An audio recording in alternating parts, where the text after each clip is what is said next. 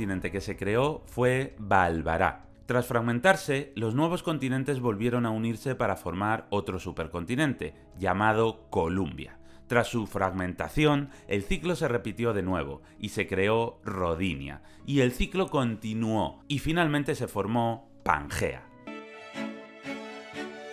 Este es el supercontinente de Pangea. La península ibérica, Españita, estaría aquí.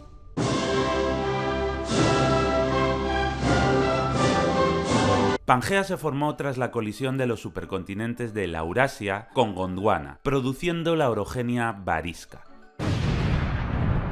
Una orogénesis responsable del levantamiento de una gran cordillera granítica en la península ibérica.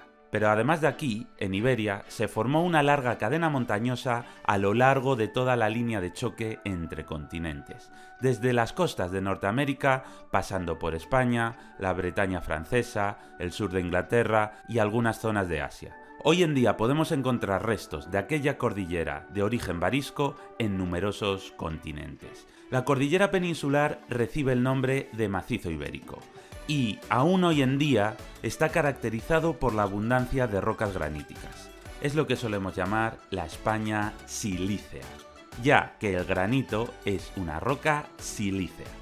Pero tenemos que entender que el macizo ibérico todavía no era una península, sino que formaba parte de la enorme masa continental de Pangea, y estaba unida a África, Canadá, el sur de Groenlandia, Francia y, desgraciadamente, también a Inglaterra.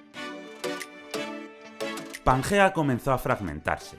Una gran falla se abrió de norte a sur, comenzando a separar Norteamérica de Europa,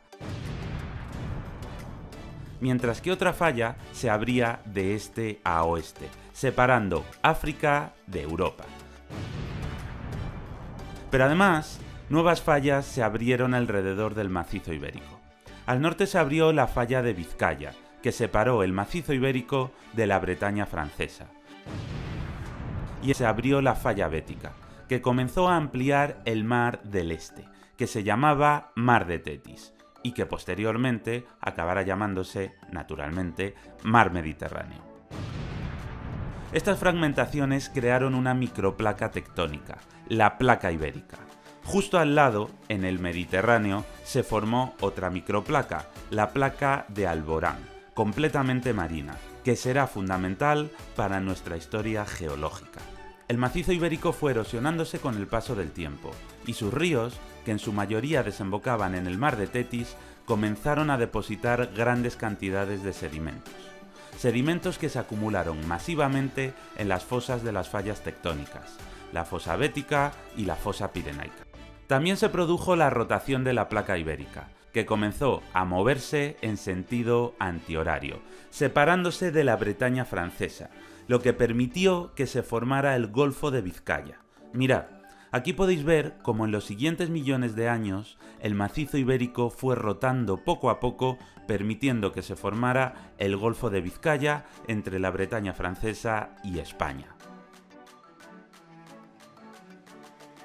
En la era terciaria o cenozoico hubo cambios importantísimos. Continuó la separación de los continentes, lo cual permitió que se abriera el océano Atlántico en su totalidad.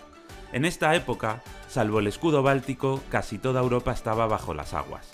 Solo asomaban algunos archipiélagos, y entre estas islas estaba el macizo ibérico, el macizo catalano-balear, el macizo del Ebro o el macizo de Aquitania.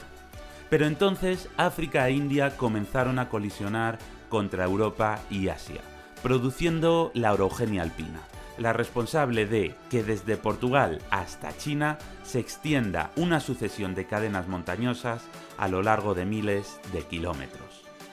Esta colisión provocó el levantamiento de una enorme cantidad de tierras sumergidas. Fijándonos en Iberia, la orogenia alpina comenzó a empujar la placa de Alborán contra la ibérica, que a su vez quedó encajonada contra la enorme placa euroasiática. La colisión produjo el plegamiento de las dos grandes fosas, elevándose los Pirineos y la cordillera Cantábrica a lo largo de la fosa de Vizcaya. A lo largo de la fosa bética se levantaron la cordillera costero-catalana y el arco de Gibraltar, una larguísima cordillera que llegaba desde el norte de África hasta Baleares. Finalmente, en la zona de sedimentación de las costas del macizo ibérico también se levantó una nueva cordillera, el sistema ibérico. Estas zonas forman la llamada España caliza, ya que estas cordilleras están formadas por rocas calizas, que son sedimentarias y que tienen un origen marino. Un episodio muy curioso es que según se fueron elevando los Pirineos, el sistema ibérico y el Valle del Ebro, hubo un momento en el que el valle se quedó sin salida al mar, formándose un mar interior hipersalino. Finalmente, la erosión abrió un camino nuevo hacia el mar y las aguas volvieron a fluir hacia el Mediterráneo, formándose el río Ebro. Pero ya se habían depositado gruesas capas de sal marina, que son la razón por la que hoy en día existen salinas en Zaragoza, a pesar de ser un lugar tan alejado del mar. Normalmente se suele decir que la península ibérica basculó hacia el oeste, haciendo que los ríos pasaran a desembocar hacia el Atlántico. Esto resulta engañoso, porque la península no basculó, sino que dado que el sistema ibérico se alzó en la zona este de la península, creó una nueva línea divisoria de aguas, forzando a que la mayor parte de los ríos vertiesen hacia el Atlántico. La orogenia alpina también rejuveneció algunas cordilleras silíceas. Es el caso del macizo galaico, el oeste de la cordillera cantábrica, el sistema central o los montes de Toledo.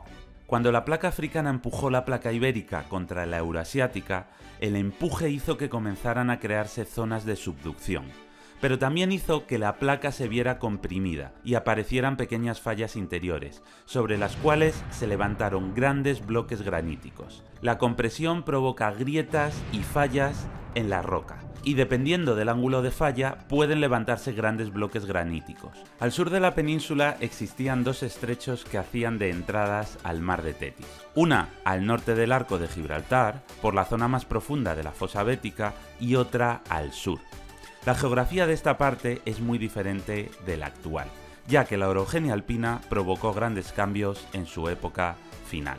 Por un lado, la erosión eliminó la mayoría de la zona este del arco de Gibraltar, dejando algunos peñascos sobresaliendo, lo que son las actuales Islas Baleares. De hecho, si vemos un mapa del relieve submarino, podemos ver los restos sumergidos de esa cordillera que ha ido eliminando la erosión, ya que desde Alicante hasta Menorca se extiende una gran elevación submarina, de la cual solo sobresalen los picos más elevados, las actuales Islas Baleares. Durante los últimos millones de años, la tectónica de placas siguió actuando, y finalmente el terreno submarino de la fosa bética terminó de ascender sobre las aguas, cerrando ese acceso al mar y convirtiéndose en el valle del Guadalquivir. Lo mismo sucedió al sur, cuando África terminó uniéndose a la zona del Rif, y finalmente la erosión eliminó la zona central del arco de Gibraltar, configurando el actual estrecho que comunica el Atlántico con el Mediterráneo. Las Canarias comenzaron a formarse durante la era terciaria.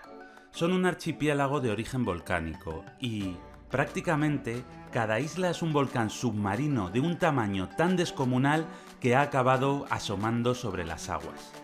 Basta con echarle un vistazo a La Palma o a Tenerife para comprobar los gigantescos cráteres de sus cumbres, lo que hace que la totalidad de las rocas del archipiélago sean de origen volcánico. Su origen se debe a la existencia de un punto caliente, una zona de alta actividad magmática en el manto que provoca fisuras en la corteza. Fisuras a través de las cuales fluye el magma, que acaba saliendo a la superficie, provocando la aparición de los volcanes. Se sospecha que el origen de los puntos calientes está en las llamadas plumas del manto, que básicamente serían corrientes ascendentes de magma en lugares lejanos a los límites entre placas. Las islas más antiguas comenzaron a formarse hace 30 millones de años, en plena era terciaria. Se ha comprobado que las islas situadas al este son más antiguas que las del oeste. De hecho, la isla de La Palma es la más reciente, ya que se formó hace solo 2 millones de años y, como todos aprendimos en 2021, aún sigue creciendo. Lo que nos recuerda que en geología todo está en continuo cambio. Este proceso de cambio se produce muy lentamente, pero nunca cesa. Finalmente, en el período cuaternario hemos visto un relajado proceso de erosión y sedimentación. Han sido especialmente importantes las eras glaciares, periodos en los que el clima se enfrió mucho y prácticamente toda Europa quedó cubierta de hielo. En toda la historia solo ha existido algo más frío que la edad de hielo, el corazón de mi ex.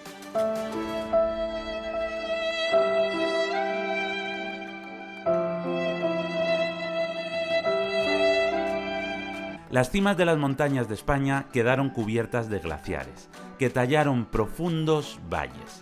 El glaciarismo afectó especialmente a los Pirineos y a los sistemas béticos, erosionando las cimas y tallando profundos circos y valles glaciares. La península continuó erosionándose y se sedimentaron gruesas capas de partículas en las llanuras aluviales y en las plataformas continentales. Las zonas caracterizadas por la acumulación de sedimentos de la era terciaria y del cuaternario se conocen como la España arcillosa. La acumulación de estas capas de residuos ha sido especialmente importante en las cuencas de los grandes ríos, el Duero, el Tajo, el Guadiana, el Ebro y el Guadalquivir, así como en las costas, especialmente las mediterráneas. Vamos a hacer un mini repaso a todo lo que ha sucedido. Durante la era primaria, cuando Laurasia y Gondwana colisionan para formar Pangea, se produce la orogenia varisca, responsable del alzamiento del macizo ibérico. Durante la era secundaria, Pangea comienza a separarse y se forma la placa ibérica, que queda delimitada por la dorsal mesoatlántica al oeste, la falla de Vizcaya al norte y la falla bética en el sureste. Mientras, de manera paralela, la península rota hacia la izquierda, separándose de la Bretaña francesa, y la erosión deposita grandes capas de sedimentos en las fallas y la costa este del macizo ibérico. En la era terciaria, cuando África e India colisionan contra la placa euroasiática, se produce la orogenia alpina, que aquí provoca el levantamiento de grandes cordilleras: los Pirineos, la cordillera cantábrica, el sistema ibérico y el arco de Gibraltar. Y también rejuvenece zonas del macizo ibérico, el macizo galaico, el sistema central y los montes de Toledo. Pero en la fase final de la era terciaria, la erosión elimina gran parte del arco de Gibraltar, convirtiendo a las Baleares en islas y eliminando la zona central del arco, abriendo así el actual estrecho de Gibraltar. La zona peninsular del arco de Gibraltar puede llamarse ya por su nombre actual, los sistemas béticos. Y finalmente, en la era cuaternaria se produce erosión en las grandes montañas, sedimentación en las grandes cuencas y el glaciarismo modela grandes valles durante las eras glaciares. Y con este modelado lo damos por